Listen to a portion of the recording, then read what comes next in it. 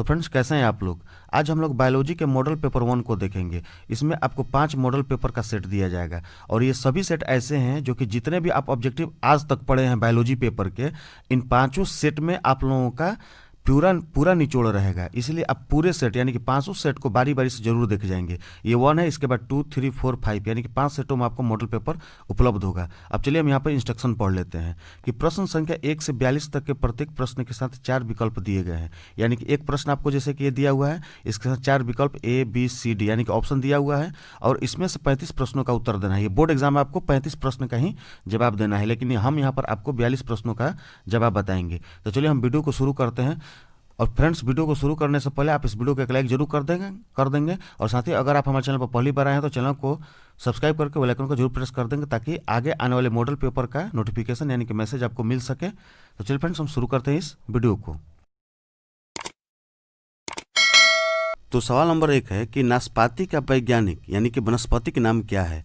वैज्ञानिक नाम और वनस्पतिक नाम एक ही बता रहा है, इसलिए बीच में स्लैश दिया हुआ है। नाशपाती का वैज्ञानिक नाम क्या है, तो इसका सही जवाब होगा ऑप्शन ए, पायरस कम्युनिस। इसको हम पायरस कम्युनिस भी बोलते हैं क्योंकि नाशपाती का ये वैज्ञानिक नाम है। सवाल नंबर 2 है कि मुकुलन द्वारा जनन निम्नांकित में किसमें होता है। मुकुलन द्वारा जनन निम्नांकित में किसमें होता है, जैसे कि ऑप्शन दिया हुआ ईस्ट, हाइड्रा, अमीबा और ये दिया हुआ ए और सी ऑप्शन गलत दिया हुआ है, ए और बी देना चाहिए इसको, क्योंकि मुकुलन द्वारा जो जनन होता है ईस्ट में और हाइड्रा में होता है। सवाल नंबर 3 है कि प्रकंद द्वारा कायिक प्रवर्धन किसमें होता है। प्रकंद द्वारा कायिक प्रवर्धन किसमें होता है, तो इसका जो सही जवाब होगा ऑप्शन ए और बी दोनों होगा, आलू और अदरक। चलिए अब हम सवाल नंबर 4 देखते हैं। सवाल नंबर 4 है कि शल्ककंद का निम्नांकित में कौन उदाहरण है। शल्ककंद का निम्नांकित में कौन उदाहरण है, तो इसका जो सही जवाब होगा ऑप्शन सी होगा, प्याज। यानी कि शल्ककंद का जो उदाहरण है शल्ककंद वो प्याज है। सवाल नंबर 5 है कि आवृत बीजी में किस प्रकार का भ्रूणपोष पाया जाता है। आवृत बीजी में किस प्रकार का भ्रूणपोष पाया जाता है, इसका सही जवाब होगा ऑप्शन सी, त्रिगुणित। याद रखेंगे कि आवृत बीजी में त्रिगुणित भ्रूणपोष पाया जाता है। सवाल नंबर 6 है कि परागपिंड, आप परागपिंड को याद रखेंगे। परागपिंड निम्नांकित में किसमें पाया जाता है। परागपिंड निम्नांकित में किसमें पाया जाता है, इसका सही जवाब होगा ऑप्शन ए, मदार। सवाल नंबर 7 है कि निम्नांकित में कौन पार्थेनोकार्पिक फल है। यानी कि जो 4 ऑप्शन दिया हुआ है सेब, नाशपाती, केला, इनमें से कोई नहीं। ये चारों ऑप्शन में से कौन ऐसा फल है जो पार्थेनोकार्पिक का उदाहरण है, इसका सही जवाब होगा ऑप्शन सी, केला। यानी कि पार्थेनोकार्पिक फल जो है वो केला है। सवाल नंबर 8 है कि स्तन ग्रंथियां निम्नांकित किस ग्रंथि का रूपांतरण है। स्तन ग्रंथियां निम्नांकित किस ग्रंथि का रूपांतरण है, तो इसका जो सही जवाब होगा ऑप्शन सी होगा, श्वेत ग्रंथि। आप इसको याद रखेंगे। अब हम सवाल नंबर 9 देखेंगे। सवाल नंबर 9 है कि हीमोकोरियल अपरा निम्नांकित किसमें पाया जाता है।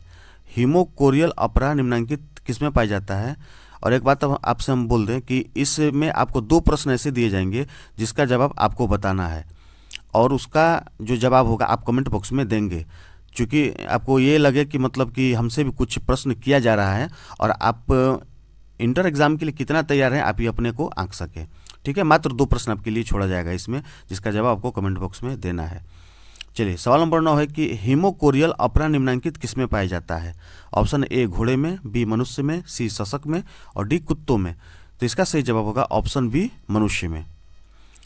सवाल नंबर 10 है कि भ्रूण में आनुवंशिक विकार के अध्ययन के लिए निम्नांकित कौन सा परीक्षण इस्तेमाल होता है। भ्रूण में आनुवंशिक विकार के अध्ययन के लिए निम्नांकित कौन सा परीक्षण इस्तेमाल होता है, इसका सही जवाब होगा ऑप्शन सी, एमिनोसेंटेसिस। आप इसको याद रखेंगे, ऑप्शन सी सही है।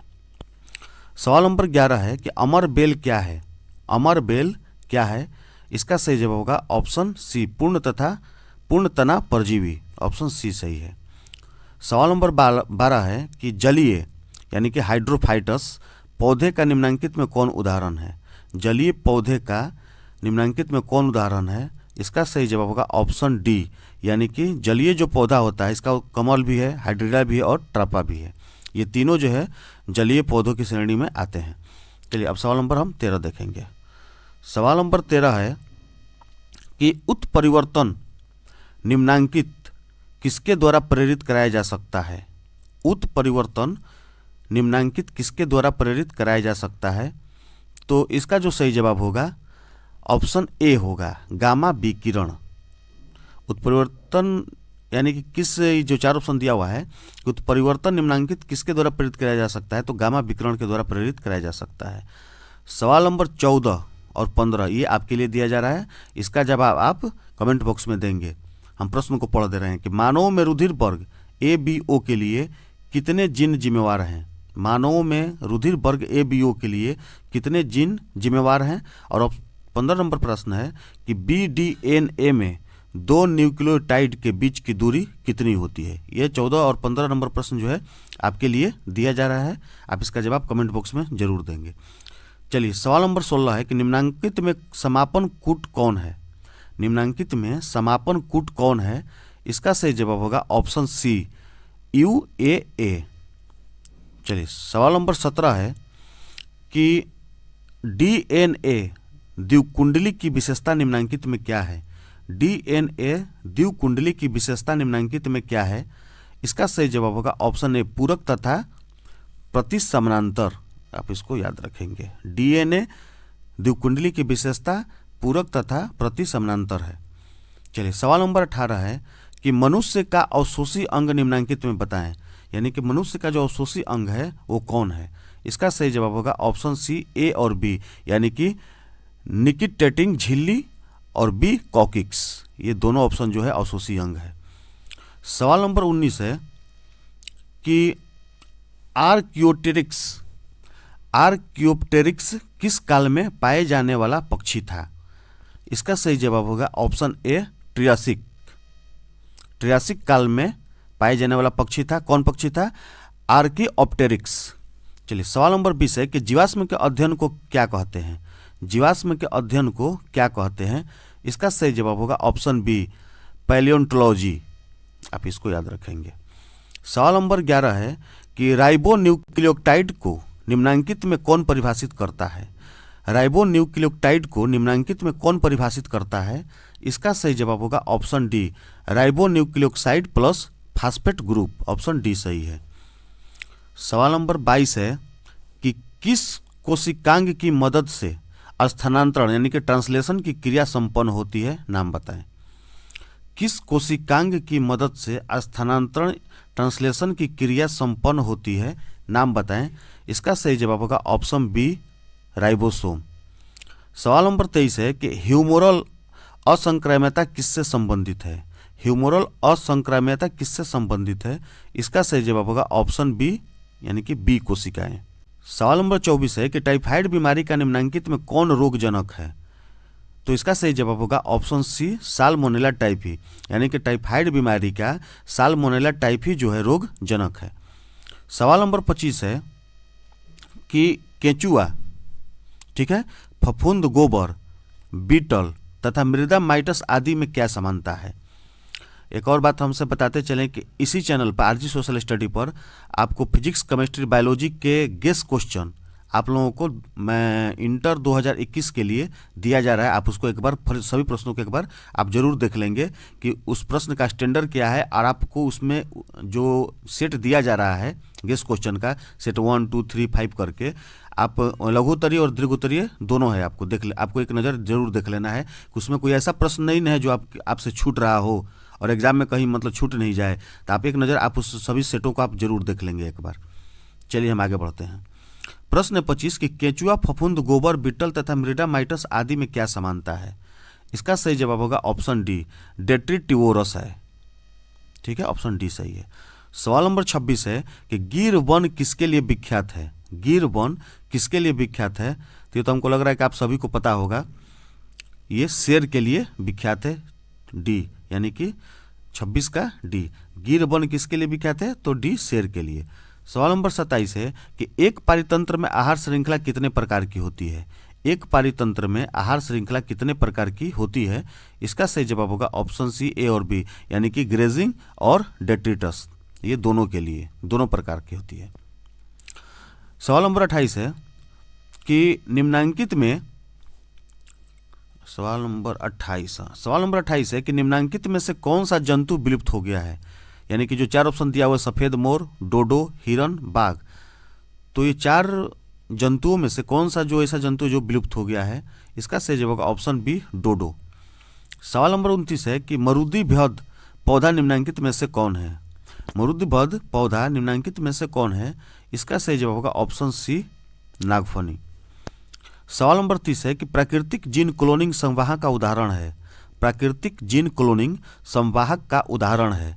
इसका सही जवाब होगा ऑप्शन सी, टाइप्लाज्मिड। सवाल नंबर 31 है कि अम्लीय वर्षा के मुख्य कारक कौन है? अम्लीय वर्षा के मुख्य कारक कौन है? इसका सही जवाब होगा ऑप्शन बी, NO2 तथा SO2। चलिए सवाल नंबर हम 32 देखते हैं।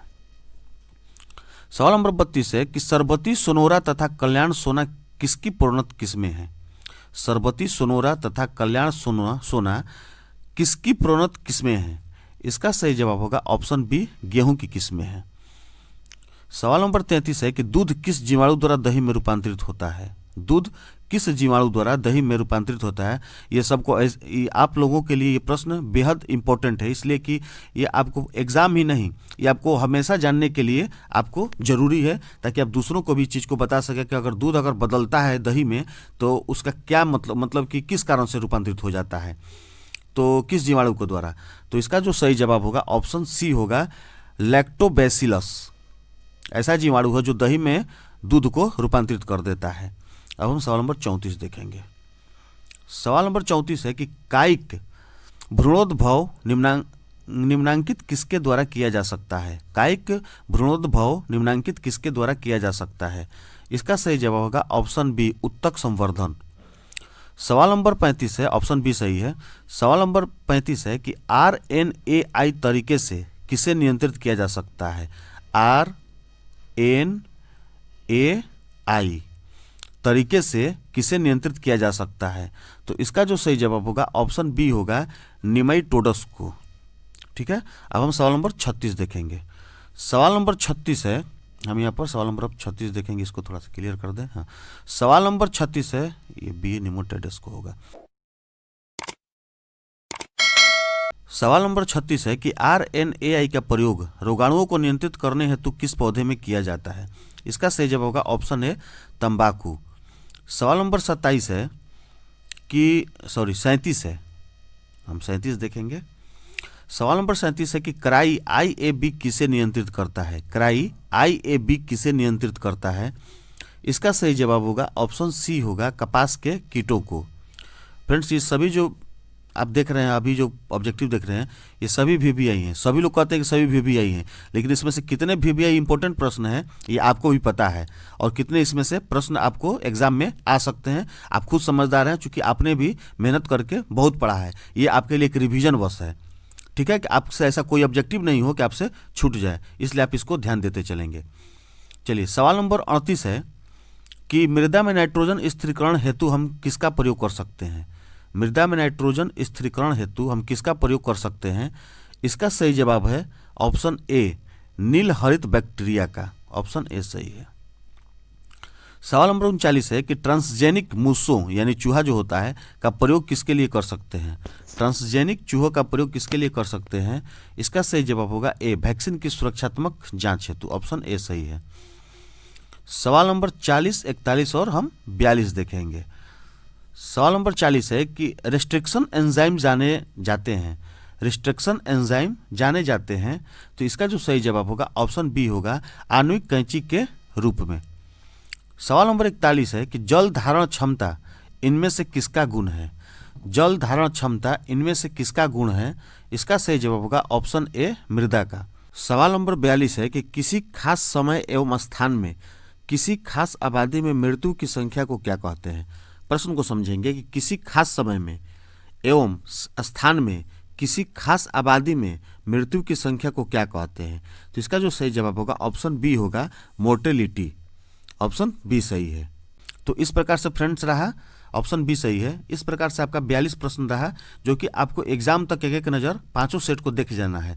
ये पहला सेट है, इसके बाद 4 सेट आपको हम और दे देते हैं मॉडल पेपर का, और चारों सेट को बिल्कुल दिमाग में आपको बैठा लेना है, और आप जो पहले से पढ़े हो तो आपके पास हैं ही।